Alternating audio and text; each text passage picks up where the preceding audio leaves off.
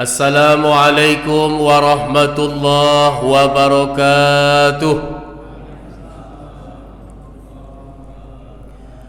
Innal hamdalillah alladzi nahmaduhu wa nasta'inuhu wa nastaghfiruh wa na'udzu billahi min shururi anfusina wa min sayyiati a'malina. May yahdihillahu fala mudilla lahu wa may yudlilhu fala hadiya lahu. أشهد أن لا إله إلا الله وحده لا شريك له وأشهد أن محمدا عبده ورسوله لا نبي بعده. رضينا بالله ربا وبالإسلام دينا وبمحمد نبيا ورسولا. سبحانك لا علم لنا إلا ما علمتنا innaka antal alimul hakim. Bapak-bapak, ibu-ibu, para tokoh agama, tokoh masyarakat, alim ulama cerdik pandai, besar tak dapat dihimbau gelar, kecil tak dapat disebutkan nama, encik-encik, puan-puan dan tuan-tuan, kaum muslimin dan muslimat rahimakumullah. Bersyukur kita kepada Allah Subhanahu wa taala dengan mengucapkan alhamdulillahi rabbil alamin. Salawat dan salam mari pula kita sampaikan buat baginda Rasulullah sallallahu alaihi wasallam. Allahumma salli wa sallim ala sayyidina Muhammad wa ala ali sayyidina Muhammad. Semoga kita semua mendapatkan syafaat beliau di yaumil mahsyar nanti. Amin ya rabbal alamin. Bapak ibu hadirin hamba Allah yang berbahagia, kita lanjutkan materi kajian kita. Pada pertemuan sebelumnya kita telah menyelesaikan pembahasan tentang bertawassul. Bertawassul dalam arti menghubungkan atau mengkaitkan hajat yang kita sampaikan kepada Allah Subhanahu wa taala dengan sesuatu. Ada yang disebut dengan bertawassul dengan amal saleh, ada yang disebut bertawassul dengan Nabi Muhammad sallallahu alaihi wasallam. Baik, kita lanjutkan materi kajian kita pada malam ini adalah tentang masalah khutbah Idul Fitri dan Idul Adha dan hal-hal yang berkaitan dengan dua khutbah ini, khutbah Idul Fitri dan khutbah Idul Adha. Bapak ibu rahimakumullah, kita akui dan kita mengetahui bahawa dalam ajaran Islam ada solat yang memang dirangkai pelaksanaannya dengan mendengarkan dua khutbah.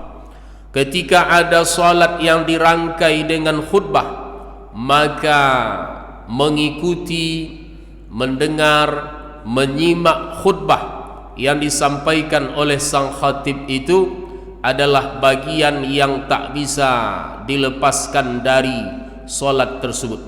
Ada yang solat fardu, ada yang solat sunat. Solat fardu tentu adalah solat Jumat.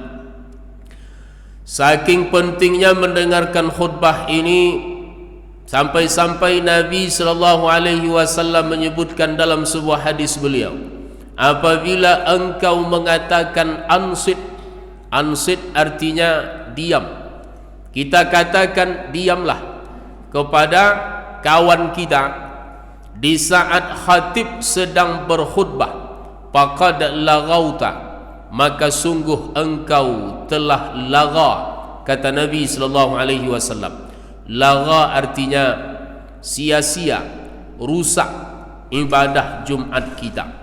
Kalau kita lihat di satu sisi tujuan kita menyuruh orang diam itu baik, tapi ternyata ini pun dilarang oleh Nabi sallallahu alaihi wasallam dan mengakibatkan laghanya pelaksanaan ibadah Jumat kita. Maka kesimpulannya Bapak Ibu, terutama kita bapak-bapak, apabila kita melakukan sesuatu yang membuat kita tidak mengikuti khutbah dengan baik, maka ini dilarang dan membuat laganya pelaksanaan ibadah Jumat kita. Yang terjadi tidak hanya menyuruh orang diam barangkali, atau menyuruh orang diam ni ya sedikit terjadi. Yang banyak itu apa? Bapak-bapak berpindah alam ketika khatib menyampaikan khutbah. Ya, tidak sama alam bapak itu lagi dengan alam sang khatib. Karena memang pantangan sebagian orang ni tak bisa mendengarkan khatib berkhutbah. Kalau khatib dah terdengar oleh dia berkhutbah, dia pun mulai nguap di situ. Ini pula pantangan dia. Nah, maka ini harus kita jadikan perhatian penting, bahwa hikmah kenapa juga kita dianjurkan tidak makan sebelum Jumat itu juga agar tidak ngantuk, tidak tidur di saat khatib menyampaikan khutbah. Bapak Ibu rahimakumullah, terkait dengan khutbah Idul Fitri dan Idul Adha, ada hadis Nabi sallallahu alaihi wasallam dari Jabir bin Abdullah radhiyallahu an. Dia berkata, kata Jabir bin Abdullah, saya ikut solat Id bersama Rasulullah sallallahu alaihi wasallam. Beliau sallallahu alaihi wasallam memulai dengan solat sebelum khutbah. Ini bedanya solat Jumat dengan Idul Fitri atau Idul Adha. Kalau solat Jumat khutbah duluan, baru setelah itu solat. Adapun Idul Fitri, Idul Adha, solat duluan, baru setelah itu mendengarkan dua khutbah. Kemudian kata Jabir bin Abdullah, beliau memulai dengan solat sebelum berkhutbah tanpa ada azan dan iqamah. Tanpa ada azan dan iqamah, artinya iqamah yang tidak ada ini iqamah seperti solat fardu. Adapun kalau kita mendengar as-salatu li'idul fitri rahimakumullah, ini lebih sebagai pemberitahuan kepada jamaah bahawa sebentar lagi solat Idul Fitri atau Idul Adha akan dilaksanakan. Berbicara tentang iqamah ni Bapak Ibu, iqamah atau lafaz iqamah ini memang lafaz yang tidak boleh berjarak jauh dengan pelaksanaan solat atau permulaan solat. Ada kalimat qad qamatis shalah, qad qamatis shalah. Kalau diwasal membacanya qad qamatis shalatu, qad qamatis shalah. Dibaca harkat tamarbutah yang dhammah itu. Qad qamatis shalatu, qad qamatis shalah. Tapi ada orang awam mendengar pakai tu, dari awal dia pakai pula tu qad qamatis shalah, tu qad qamatis shalah. Ini tak faham betul dia ni, ya nah? Jadi si muazzin ni perlu juga berilmu, ya. Belum lama ini ada kajian khusus untuk pengurus masjid dan musalla sekota Pekanbaru di Pondok Pesantren Nurul Azhar di Rumbai, binaan Ustaz Haji Abdul Somad LCMA. Ya, itu salah satu hal yang menjadi perhatian itu adalah muazzin memiliki suara yang merdu ketika mengumandangkan azan dan iqamah. Begitu juga yang menentukan bagaimana masjid itu bisa kita makmurkan, mikrofonnya bagus. Ya, maka saya suka ceramah di Nurul Falah ni mikrofonnya bagus, alhamdulillah. Ada beberapa tempat memang suara kita ditarik oleh mikrofon. Awak dah berkuar-kuar berceramah, jamaah pun tak jelas apa yang kita sampaikan, kan sia-sia. Nah, Bapak Ibu rahimakumullah, iqamah itu memang pada kalimat qad qamatis shalah, maknanya apa? Ada qad di situ. Qad itu menyatakan litaqrib, menyatakan dekat. Qad qamatis shalah, apa maknanya? Sungguh solat sebentar lagi akan dilaksanakan. Jadi kalau sudah sampai kepada qad qamatis shalah, jangan lagi kita berleha-leha. Ya, persiapkan segala sesuatunya isi posisi saf kita masing-masing, dan ini yang membuat takjub mereka di luar Islam melihat jamaah haji begitu ramai, ya, dan barisannya begitu rapi. Dites atau ditanya orang non muslim ini, menurut anda membuat barisan rapi dengan jumlah manusia sebanyak ini berapa lama kira-kira? Berfikirlah si non muslim ini, ya lebih kurang 20 sampai setengah jam lah baru tertib, ya. Maka disampaikan ke dia, tak sampai 10 menit pun tak sampai.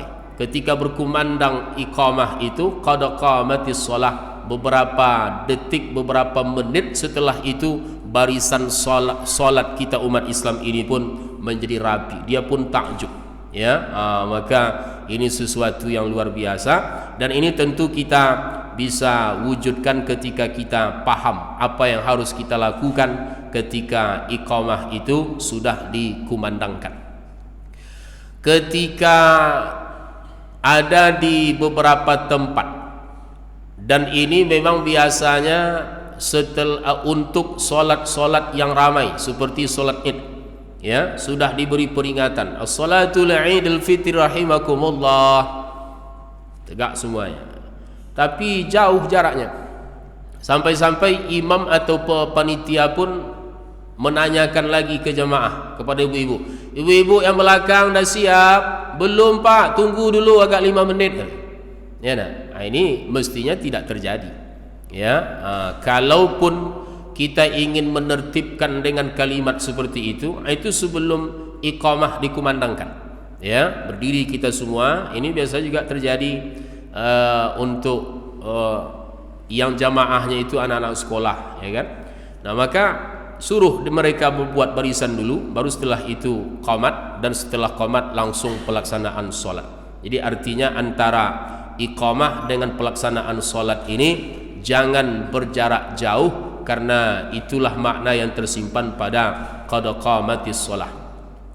Namun untuk Idul Fitri dan Idul Adha, sebagaimana hadis diceritakan oleh Jabir bin Abdullah, tentu tidak ada iqamah seperti solat fardu.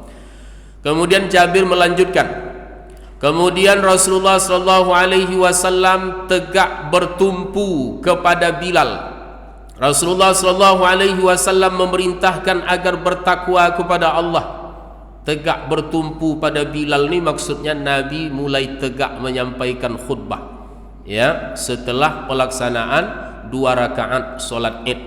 Lalu apa yang disampaikan oleh Nabi? Nabi memerintahkan agar bertakwa kepada Allah, wasiat takwa. Ini adalah salah satu rukun dalam khutbah.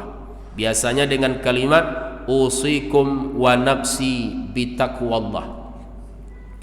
Kemudian Nabi SAW memberikan motivasi agar taat kepada Allah, memberikan nasihat kepada orang banyak dan mengingatkan mereka. Kemudian Rasulullah SAW pergi kepada kaum perempuan. Rasulullah SAW memberikan nasihat kepada mereka kaum perempuan dan memperingatkan mereka. Rasulullah SAW berkata kepada kaum perempuan, bersedekahlah kalian, sesungguhnya banyak di antara kalian menjadi kayu bakar api neraka Jahannam. Ini nasihat Nabi, ya, pengingat yang disampaikan oleh Nabi kepada kaum perempuan. Perbanyaklah bersedekah wahai ibu-ibu, sesungguhnya banyak di antara kalian perempuan ini yang akan menjadi kayu bakar dari api neraka Jahannam. Ada seorang perempuan yang berada di tengah barisan kaum perempuan itu, kedua pipinya memiliki tanda hitam. Dia berkata, mengapa wahai Rasulullah? Nah, ini juga pertanyaan dari ibu-ibu malam ini. Kenapa Pak Ustaz kok banyak kami perempuan isi neraka itu? Berdasarkan hadis Nabi. Padahal rasanya Pak Ustaz, kata ibu-ibu, bukan sombong ini, banyak kami yang baik lagi pada bapak-bapak tu, majelis taklim yang hidup, majelis taklim ibu-ibu yang banyak aktif. Bapak-bapak kadang la yamutu wa la yahya. Antara hidup dan mati aja kadang banyak pengajian bapak-bapak ni, ya. Awal-awal semangat, pertengahan berkurang, akhirnya bubar sendiri, Ya, banyak seperti itu. Nah, ibu-ibu istiqamah dia. Tapi kenapa Nabi mengatakan banyak di neraka itu perempuan? Ternyata pertanyaan ibu-ibu diwakili juga oleh perempuan yang hidup di zaman Nabi. Dia bertanya kepada Rasulullah, "Mengapa wahai Rasulullah?" Rasulullah sallallahu alaihi wasallam menjawab, "Karena kalian banyak membuat pengaduan." Banyak membuat pengaduan. Kerja mulut ini, ya, kerja lidah. Memang kalau kita teliti siapa yang di antara laki-laki dan perempuan yang suka bercerita, pasti ibu-ibu lebih suka bercerita. Ya, makanya kalau bapak-bapak banyak omong macam cewek aja kau kan. Ya, nah, macam ibu-ibu mulut kau kan. Ya, nah, begitu. Kalau bapak-bapak banyak omong, dibilang seperti ibu-ibu. Nah, jadi banyak membuat pengaduan ini ketika lidahnya banyak berbuat dosa. Kemudian memang menjaga lidah ini satu hal yang sangat mendapat perhatian penting dari Nabi sallallahu alaihi wasallam. Betapa banyak hadis Nabi yang mengingatkan kita untuk supaya menjaga lidah. Man kana yu'minu billahi wal yaumil akhir falyakul khairan aw liyasmut. Siapa yang mengaku beriman kepada Allah, mengaku yakin beriman bahawa kiamat akan ada, akan terjadi, apa di antara bukti orang yang mengaku beriman seperti itu? Falyakul khairan, maka hendaklah dia mengucapkan yang baik-baik. Kalau tak sanggup mengucapkan yang baik-baik, auliyasmut, kata Rasulullah, hendaklah diam. Jadi memang yang harus kita ucapkan itu yang benar, yang ada manfaat, yang ada hikmah. Kalau ota saja, kata orang kita Sumatera Barat, lebih baik tak usah. Ya, sejalan dengan hadis Nabi yang lain, man kasura kalamuhu kasura khata'uhu, wa man kasura khata'uhu kasura zanbuhu, wa man kasura zanbuhu kanatin naru awla bih. Siapa yang banyak bicaranya akan banyak salahnya, pasti itu. Omonganlah namanya. Tak sadar kadang ditambah-tambah atau disembunyi-sembunyikan, dipotong-potong, ya, tidak sesuai dengan fakta sebenarnya. Siapa yang banyak bicaranya akan banyak salahnya, dan siapa yang banyak salahnya akan banyak dosanya, dan siapa yang banyak dosanya kanatin naru aula bih, nerakalah yang patut untuk dia. Nauzubillah. Hadis Nabi yang lain menyebutkan bahawa ada 4 golongan manusia yang dirindukan oleh surga. Surga rindu yang mengisi dia nanti 4 kelompok manusia. Satu dari 4 kelompok manusia yang dirindukan oleh surga itu adalah hafizul lisan, orang yang bisa menjaga lidahnya. Jadi lidah ketika terjaga, yang dia ucapkan zikir, tasbih, kalimat-kalimat thayyibah, ini pun amalan yang luar biasa, Bapak Ibu. Ketika lidah dia pakai untuk memperbanyak membaca Al-Quran, membaca Al-Quran balasannya bukan per juz, bukan per 30 juz ketika khatam saja. Pahala membaca Al-Quran bukan per surah, bukan per ayat, bukan per kalimat, per kata, melainkan per huruf. Apa ada fadilah yang lain seperti ini, ya, yang balasannya per huruf? Tidak ada, hanya membaca Al-Quran. Ketika lidahnya dia pakai untuk memperbanyak melantunkan ayat-ayat Allah, ini amalan yang luar biasa yang dilakukan oleh lidah. Ketika lidah dia pakai untuk memperbanyak mengucapkan kalimat-kalimat thayyibah, kalimat tasbih misalnya, kata Nabi sallallahu alaihi wasallam, ada 2 kalimat yang ringan diucapkan oleh lidah, tapi itu akan memberatkan timbangan kebaikan kita nanti di akhirat. Kalimat apa itu? Subhanallah walhamdulillah wala ilaha illallah wallahu akbar. Kalimat tasbih, sekurang-kurangnya kalimat tasbih itu subhanallah. Subhanallah, maha suci Allah. Apa makna maha suci Allah ni Pak Ustaz? Bahawa dari apa yang dituduhkan oleh orang-orang kafir terhadap Allah, Allah maha suci dari itu semua. Ya. Nah, jadi ketika kalimat tasbih ini diperbanyak membacanya oleh seorang hamba, bacaan tasbih ini akan memberatkan timbangan kebaikan kita. Coba kita lihat betapa luar biasanya bacaan tasbih ini. Pada beberapa tempat dalam solat kita membaca tasbih. Dalam doa iftitah yang kebanyakan kita pakai, ya, wa subhanallahi bukratan wa asila. Doa iftitah. Tapi kebanyakan kita mengenal itu namanya kabirau. Ya, tak tahu kita namanya kadang itu doa iftitah. Bu, coba baca doa iftitah. Tak hafal saya Pak Ustaz. Kabirau lancar saya Pak Ustaz. Nah, jadi beda nama, tak tahu dia. Dia tahu selama ini kabirau aja. Ya, jadi kabirau itu namanya doa iftitah yang di dalamnya ada bacaan tasbih. Dalam rukuk kita bertasbih subhana rabbiyal azimi wa bihamdih.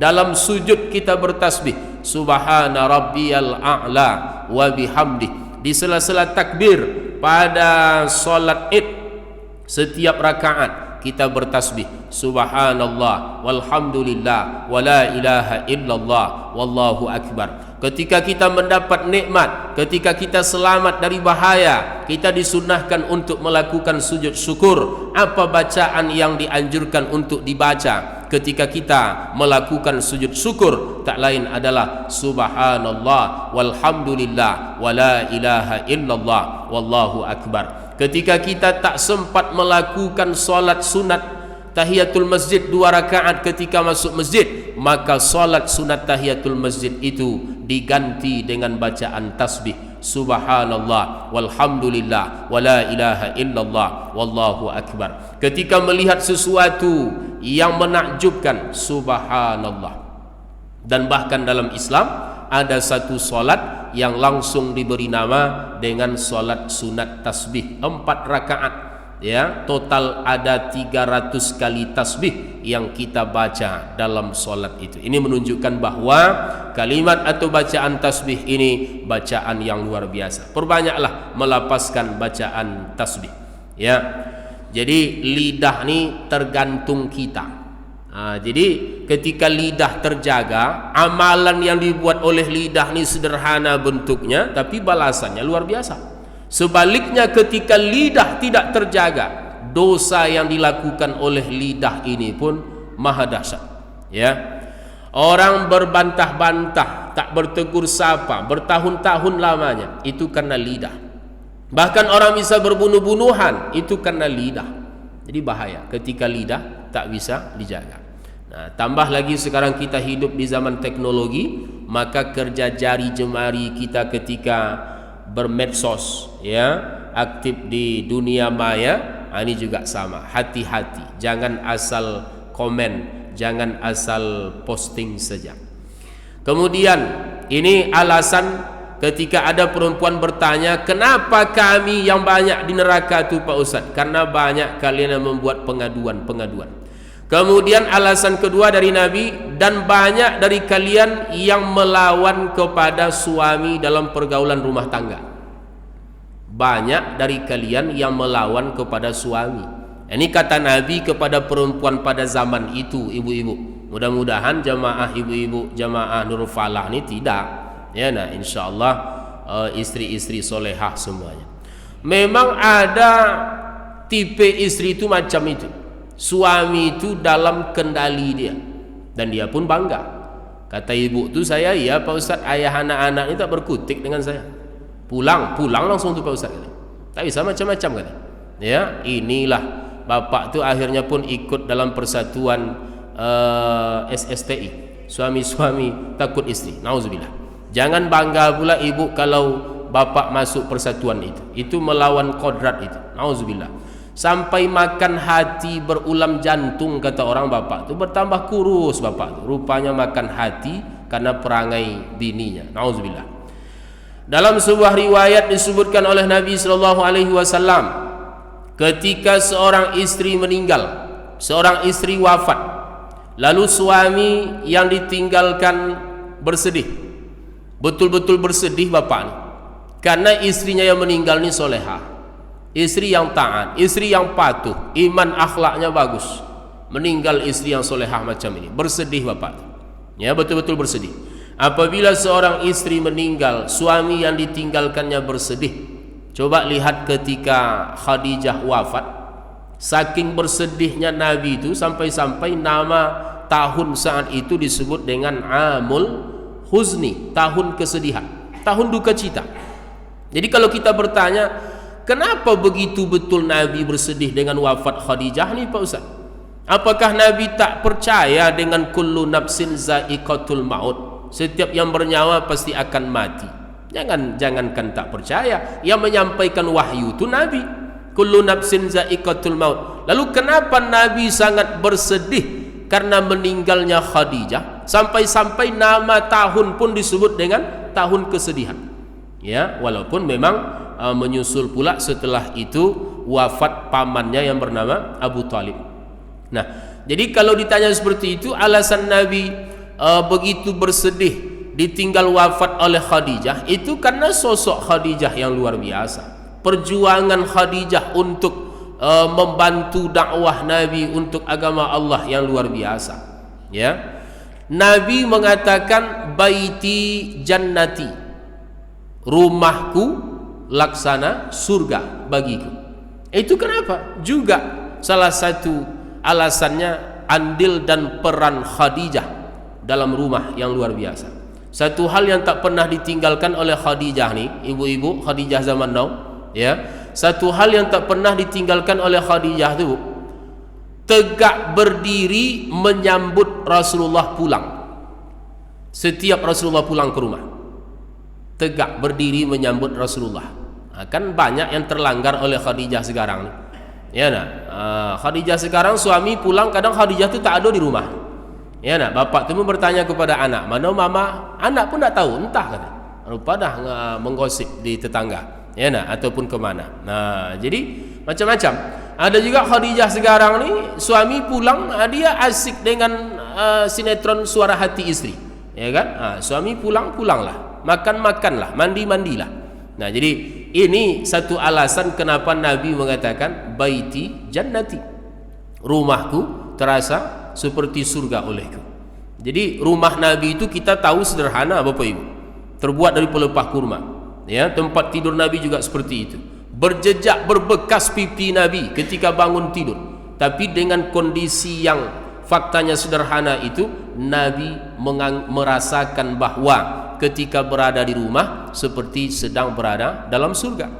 Rumah kita hari ini dari segi fisik pasti lebih hebat dari rumah Nabi. Tapi apakah mampu kita mengatakan baiti jannati ketika berada di rumah seperti berada dalam surga? Barangkali masih banyak yang belum. Ya, buktinya banyak bapak-bapak ni yang tak betah berlama-lama di rumah. Lebih betah dia berlama-lama di meja telurnya. Ya nak, nongkrong dengan kawan-kawannya di meja dominonya. Kadang pulang pas dah ngantuk mau tidur aja. Ya nak, ini juga evaluasi bagi kita. Secara fisik tentu rumah kita lebih bagus dari rumah Nabi. Kalau kita belum mampu mengatakan seperti Nabi baiti jannati, berarti ada hal yang harus kita perbaiki. Terangi rumah dengan perbanyak solat sunat di rumah, dan perbanyak melantunkan ayat-ayat Al-Quran di rumah. Dan yang tak kalah penting adalah peran, fungsi, tanggungjawab kita masing-masing suami dan istri kita laksanakan sesuai dengan bagian masing-masing. Dan ini yang dilakukan oleh Khadijah binti Khuwailid radhiyallahu anha, istri baginda Nabi sallallahu alaihi wasallam. Maka apabila seorang istri meninggal, suami yang ditinggalkannya bersedih, maka istri yang meninggal itu tempatnya surga, kata Rasulullah.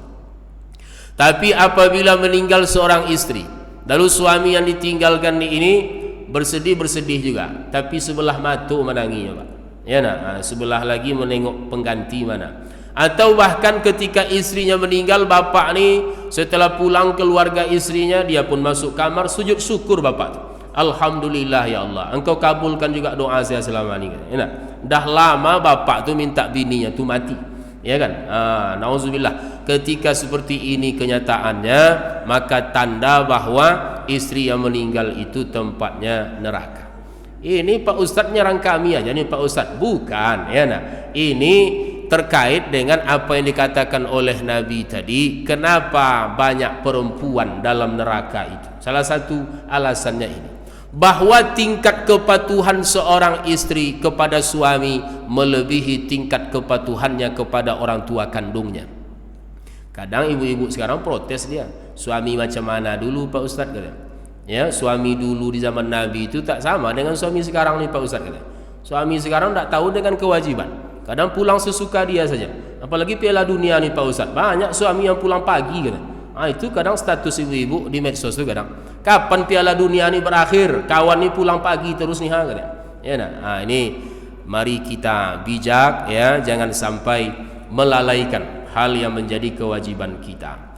Kemudian lalu para perempuan itu ketika Nabi menyampaikan itu ya, disampaikan oleh Nabi, dijawab oleh Nabi.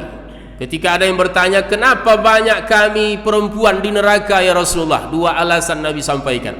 Banyak di antara kalian yang membuat pengaduan. Ini masalah lidah. Ya. Kemudian banyak di antara kalian yang melawan kepada suami dalam pergaulan rumah tangga. Nah, lalu para perempuan itu pun bersedekah. Begitu tunduk patuhnya perempuan, umat, sahabat di zaman Nabi SAW. Ketika perintah Nabi untuk bersedekah, para perempuan itu pun bersedekah dengan perhiasan yang ada pada mereka. Mereka memasukkannya ke kain Bilal. Kalau sekarang ni bakul berjalan, saat itu kain yang dikembangkan oleh Bilal. Dimasukkan oleh ibu-ibu tu perhiasan ke dalam kain yang dibawa oleh Bilal. Mereka berikan sebagian dari anting-anting dan cincin mereka. Hadis riwayat Bukhari dan Muslim. Begitu ibu-ibu dulu bu, ya nak, ketika Nabi yang memerintahkan perbanyaklah kalian bersedekah, maka mereka pun tak panjang fikir. Ada anting, buka anting. Ada cincin, kasih cincin. Kalung pun begitu, ya nak. Nah coba kita bertanya lah ya nak, seandainya Nabi hidup sekarang, atau kita tahu bahawa setelah Nabi wafat warisi Nabi itu oleh para ulama. Al-ulama warasatul anbiya. Ulama adalah pewaris para nabi. Ya, ketika ajaran Nabi ini ya, penyambung lidah Nabi itu adalah para ulama, mengajak untuk bersedekah. Ya, ada enggak ibu-ibu di zaman sekarang tu seperti ibu-ibu di zaman Nabi itu? Ya, ada anting dibukanya anting, ada cincin dimasukkannya cincin dalam bakul. Rasanya Pak Pengurus, apakah pernah menemukan isi bakul itu cincin atau anting atau kalung emas? Rasanya belum ya. Belum. Tapi kalau di zaman Nabi itu biasa. Ya, begitulah. Nah, kemudian lalu apa yang menjadi pembahasan dari khutbah solat Id ini Pak Ustaz? Mereka yang berpendapat bahawa khutbah solat Id itu hanya satu saja. Jadi ini perselisihannya di sini. Ada orang mengatakan khutbah Id itu hanya sekali katanya. Kalau kita tidak pernah mendengar orang berpendapat seperti itu, ya, suatu saat kita akan mendengar. Ya. Jadi mereka mengatakan khutbah Id itu hanya sekali, bukan dua kali. Ini kita bahas. Mereka yang berpendapat bahawa khutbah Id itu hanya sekali saja, mereka berpegang dengan hadis ini. Dalilnya hadis ini. Menurut mereka, Rasulullah SAW hanya satu kali menyampaikan khutbah. Menurut mereka berdasarkan hadis ini, khutbah Id hanya disampaikan sekali oleh Nabi SAW. Ya. Sedangkan yang mengatakan ada dua khutbah, mereka juga berpegang dengan hadis ini. Dalilnya sama, tapi pemahaman terhadap hadis yang satu ini berbeda. Ya, jadi ada ternyata yang berpendapat khutbah Id itu hanya sekali. Dalilnya hadis ini juga. Dan kebanyakan kita melaksanakan khutbah Id itu dua kali. Dalilnya hadis ini juga. Hadisnya sama, tapi pengambilan kesimpulannya berbeda. Sama dengan masalah dalam solat, cara turun sujud. Ya, cara turun di saat kita akan sujud. Ini kan ada perbedaan pendapat. Yang pendapat pertama mengatakan yang duluan kita sampaikan ke bawah ketika akan sujud itu dua lutut. Ya, dua lutut. Dalilnya apa? Ada hadis Nabi. jangan kalian turun sujud seperti turunnya unta. Ya. Jadi agar tidak sama dengan turunnya unta, maka lutut duluan.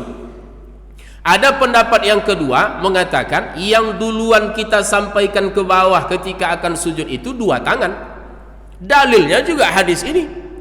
Ya, agar tidak sama dengan turunnya unta yang itu dilarang oleh Nabi. Hadisnya sama tapi pemahaman yang mereka tangkap berbeda. Ya, jadi ini pun masalah cabang. Kita harus saling menghargai. Yang dua lutut dia jatuhkan duluan, silahkan. Yang dua tangan dia sampaikan duluan, silahkan. Yang bahaya itu kalau kepala dia dahulukan. Itu seperti apa jadinya tuh? Ya, itu payah itu. Nah, jadi dan itu tak ada pendapatnya. Ya, dan itu tak ada pendapatnya. Nah, jadi mereka yang mengatakan yang berpendapat khutbah Id itu satu kali, dalilnya hadis ini. Mereka yang berpendapat khutbah Id itu dua kali, dalilnya juga hadis ini. Ya. Kemudian mereka yang mengatakan ada dua khutbah pada khutbah Id, mereka juga berpegang dengan hadis ini karena dalam hadis ini memang Rasulullah SAW khutbah dua kali. Satu kali berkhutbah kepada kaum laki-laki dan satu kali kepada kaum perempuan. Akan kita sampaikan dari dalam hadis.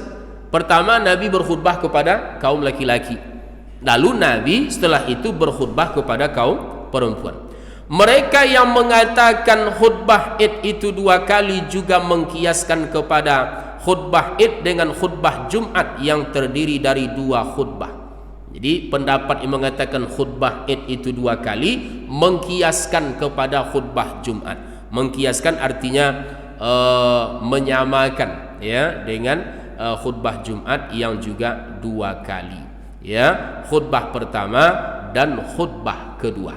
Inilah awal pembahasan tentang khutbah Id, ya, tentang perbedaan pendapat yang terjadi apakah khutbah itu satu kali atau dua kali. Namun masih ada pendapat-pendapat dari para ulama. InsyaAllah kita lanjutkan pada pertemuan yang akan datang. Terima kasih, mohon maaf. Billahi taufik wal hidayah. Wassalamualaikum warahmatullahi wabarakatuh.